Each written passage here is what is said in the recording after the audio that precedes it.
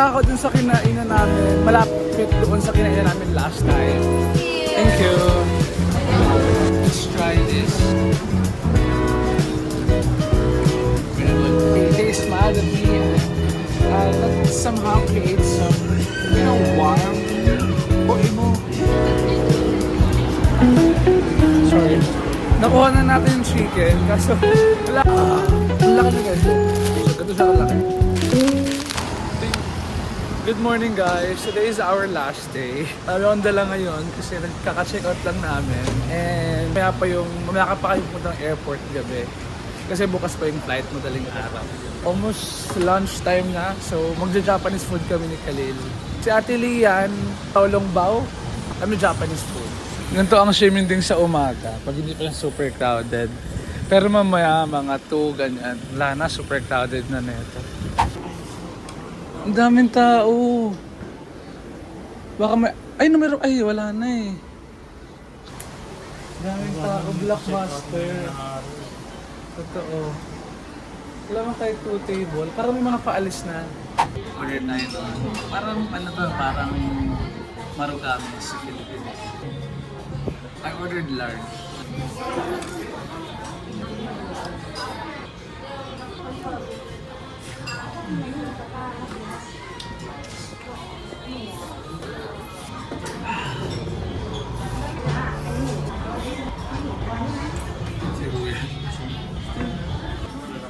So guys, nandito tayo ngayon sa ito yung pinakamalaking Starbucks sa Taiwan. I don't know. Pero ano siya? Second, third, hanggang 4th floor. Tatambay lang ako dito hanggang mamayang hapon. Then magta-dinner ako. Tapos meet Ate Lian and Khalil again. Work lang muna ako kasi di na ako nakalib today. So I have to attend my task today. Hinahanap ko yung phone ko nandyan pala. Kainis. Also, they have free wifi here. So makakapag-work tayo properly. We ordered Americano.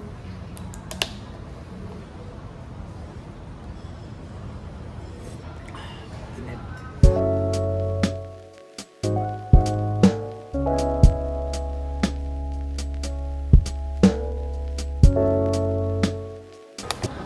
Alright, so tapos na nating i-edit yung vlog natin sa Malaysia. I also uploaded it sa Instagram ko, but yung trailer lang niya. So you guys can visit my YouTube. No, yung YouTube ko, it's not for views, for public and everything. It's all for myself and for my friends na gusto nila lang mag-visit ng mga video nila with me or moment with me. So yun lang yung pinaka-point ko of uploading vlogs and documenting life. And right now, I am editing one of my content for this trip, for the Taiwan trip. So it's food content. So dami namin kinain for the past 5 days. And I'd like to share that to you guys. And I'll try to make a video of like the best 5 dishes that I had here in Taiwan. Because we're still in Taiwan, bukas pa ang uwi namin. And also Starbucks. And it's, hanggang 4th floor siya. Ganon. Daming tao dito, daming foreigner. At marami na ako narinig na Pilipino. Simula nung day 1, marami na akong Pilipino naririnig. So yun, I'm so excited to share with you this vlog. Kasi I feel like this is maganda. Though I feel like medyo mahaba siya. But it's fine. As long as I documented everything. It's like, I'm also bringing you here in this experience. Pusin ko lang to, tapos I'll try to walk outside kasi umuulan din. I don't know if I can ikot-ikot. 2:05. Tapos na ako. Gusto ko nang maglipod sa labas. Kaso umaambon, 3, labas tayo. Ikot-ikot lang. Or buy some souvenirs again. Hindi ko pa nabili ng mga kapatid ko. At least, kagabi kasi bibili ko sila dapat ng medyas. Mga cute na medyas. Tapos, same thing sa atin. Like, may curfew yung mga nagtitinda dito, gano'n. Pag nagpa siya sa time na yon, I don't know if anong penalty. Pero, yun na nga, nagpack up na si Kuya kasi nakita niya yung mga pulis. And yung mga pulis nila dito, kalmado lang. At ang papogi. Naka-e-bike sila. Ganun. So yun, hindi ako nakabili kagabi. So, ngayon nakabibili mamaya. Pag tumigil na yung ambon. Pero umambon man or hindi, by 3, lalabas ako. Actually, dito ko ito nabili sa main net. Yung net nila is parang, ano natin, parang Uniqlo, gano'n or what. Ang gaganda ng quality. Tapos ito, nabili ko lang ito for 849. Mura lang. NTD ha, dollars. Umuulan! Yawa, uy. Sayang di namin makakabutan yung Uniqlo. Sa pag-open. Sa 21 pa siya mag-open. Sakto lang naman. Bili na lang muna ako ng ref magnet para sa bahay namin nila Jai. Mahal kasi ng mga magnet dito eh.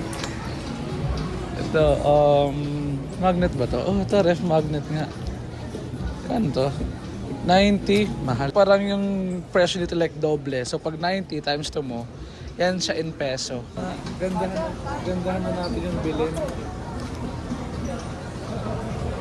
Wala masyadong option. Mas mahal pa yung keychain kaysa sa ref magnet. Doon tayo bilhin, lipat tayo doon. Isa lang, pasensya na kayo guys, hindi ko na kayo mabibilhan. Isa lang afford ko. Can't believe, uwi na kami. Parang tagal ko na dito sa Taiwan. Parang normal na lang sa akin tong kabisado ko na. Marami dyang magandang bilihan at mas mura. Check natin. Ano to? Wala kasing presyo eh. Wala ko. Yung maramihan, ganyan na. Yung gano'n sa Malaysia na nabili ko. Ano to? Pero isa lang mga presyo kasi. Everything rice side. Like this one rice side 150, this one rice side 50. Oh, I see. How about this one? How much is 210. 210? Okay.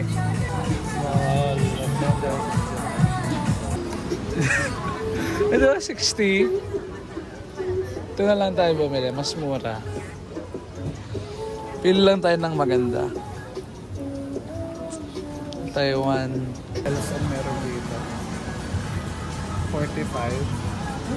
Ito. Ito na lang kunin kayo may Taiwan na malaki or ito. Ito na lang para may flag tapos merong bayad na tayo.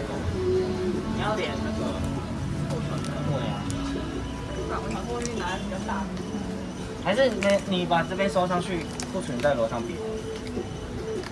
How much? 60? 65. 可能要找最大的。 So tumatambay kami ni Kilo dito sa Starbucks kasi naulan. And makiki-wifi na rin. Lalo na yung umuulan. Time check. 4:59. Super gutom na ako. At least mahira muna kami ng payong dito.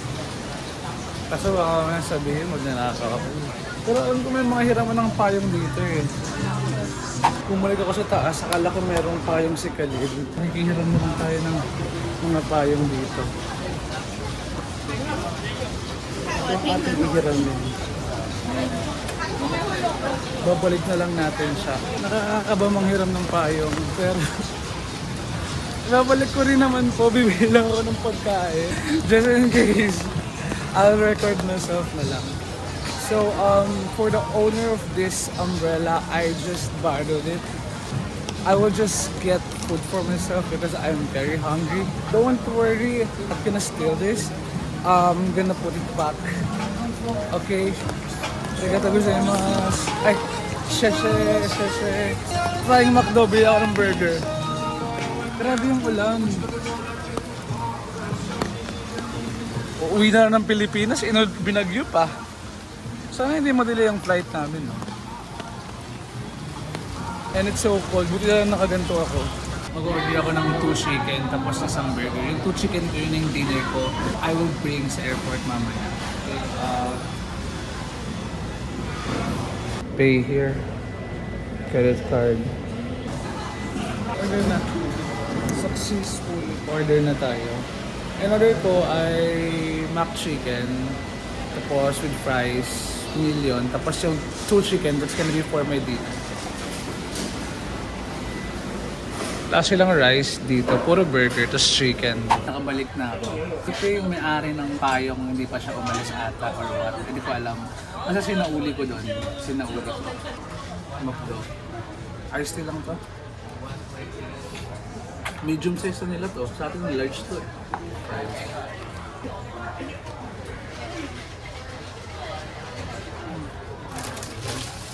Bumili ako ng 2 chicken para dinner ko na ito mamaya. Sandwich. Ito kakainin ko ito ngayon.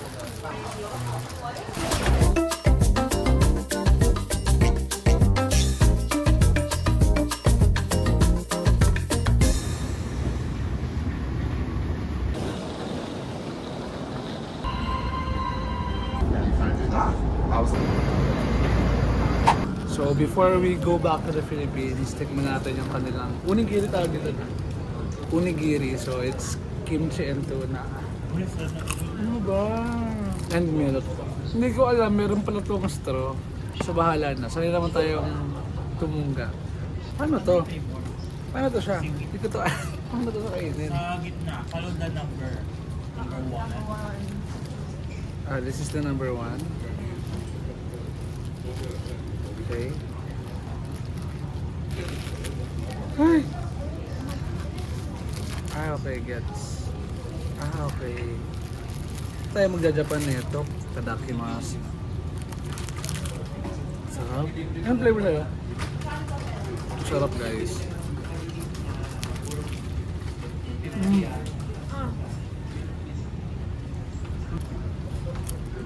So, kimchi to tuna. Tag 45 NTD yun. So roughly 180 ganyan.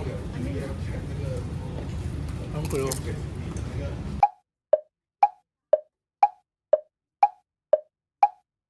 Also, this is gonna be the end of this vlog.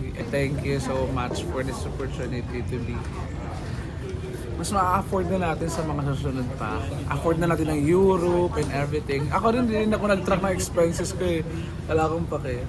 Kasi nga, first travel ko to on my own, like expense. So I think kailangan kong i-spoil ang sarili ko. Pero pag uwi ko, itlog na lang dilata. Bye!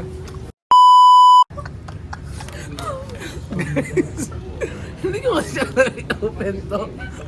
Lunchbox. Ito tunggaan na kasi. Doon sa isang side lang kasi yan. Hindi ko kasi maintindihan, no? Itong side lang ba? Oo nga. Bahala na, dito na eh. Bonus clip to bonus clip.